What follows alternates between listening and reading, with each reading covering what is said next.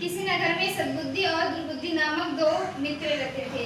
वे व्यापारियों के पुत्र थे। व्यापारियों का मतलब समझते हो? जो दुकान करते हैं, कपड़े बेचते हैं, है ना, वो व्यापारी होते हैं। एक दिन व्यापार करने के लिए लंबी यात्रा पर निकले दोनों दोस्त निकल गए। ठीक है। सद्बुद्धि के भाग्य ने साथ दिया और उसे गड़ा हुआ खजाना मिला जिसमें 1000 दिनार थी। मतलब उसके पास 1000 सोने की मोहरें समझ लो या पैसे 100 सिक्के समझ लो। ठीक है। वो उसको क्या मिला? घड़ा, सद्बुद्धि को। इसके बाद दोनों मित्रों ने घर लौटने का निश्चय किया। अपने शहर में पहुंचने पर सद्बुद्धि ने सुझाव दिया, आओ हम इस खजाने को आपस में बराबर बांट लें और घर जाएं। लेकिन दुर्बुद्धि के दिमाग में एक शैतानी योजना थी। उसने कहा, नहीं मित्र, हम इस खजाने को साझा ही रहने दें ताकि हमारी मित्रता बनी रहे। हम एक 100 दिनार निकाल कर बाकी खजाने को कहीं सुरक्षित गाड़ देते हैं। मतलब जो सद्बुद्धि था ना, उसने कहा कि हम इसको आधा आधा बांट लेते हैं। लेकिन जो दुर्बुद्धि था ना, उसके दिमाग में तो कुछ और ही चल रहा था। इसलिए उसने क्या बोला कि अपन अभी में से एक ले लेते हैं और बाकी सारे खजाने को गाड़ देते हैं अपन वापस, है ना। सरल स्वभाव से के सद्बुद्धि को अपने मित्र की दुष्ट योजना का अनुमान नहीं हुआ, अतः उसने वैसा ही किया जैसा दुर्बुद्धि ने कहा। अब दुर्बुद्धि ने वह सारा धन तुरंत ही खर्च कर डाला। अब वह सद्बुद्धि के पास गया और बोला कि उन 100 दिनार उनको 100 दिनार और निकालना चाहिए। सद्बुद्धि सहमत हो गया और वह पैसे निकाल लाया। दुर्बुद्धि ने वह पैसा भी बहुत जल्दी खत्म कर दिया। फिर वह सोचने लगा, यदि हम 100 दिनार फिर निकाल लेंगे तो भी 400 दिनार बचे रहेंगे।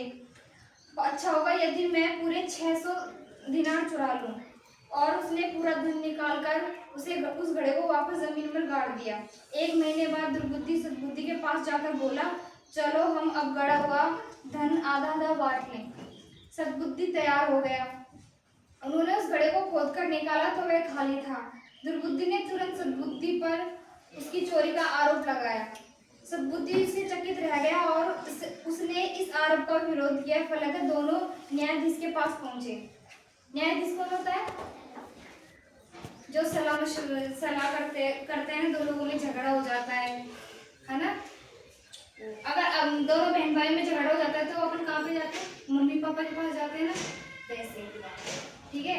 न्यायाधीशों ने उन दोनों का बयान सुना और इस मामले का फैसला करने का उपाय सोचा।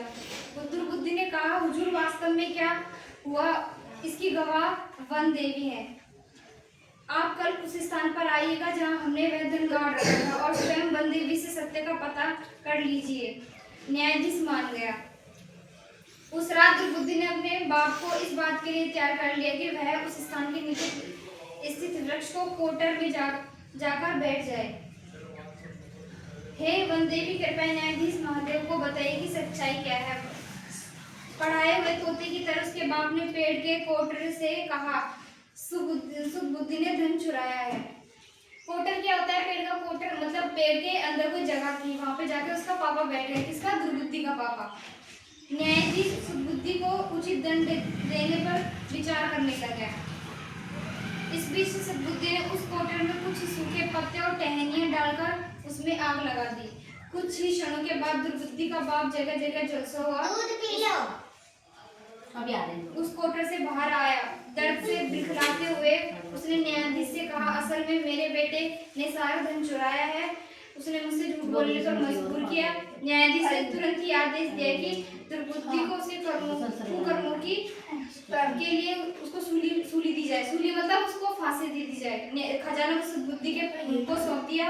उसे राजा की तरफ से ढेर सारे पुरस्कार मिले। ठीक है। अब इसमें बुरा कौन हुआ? सद्बुद्धि या दुर्बुद्धि?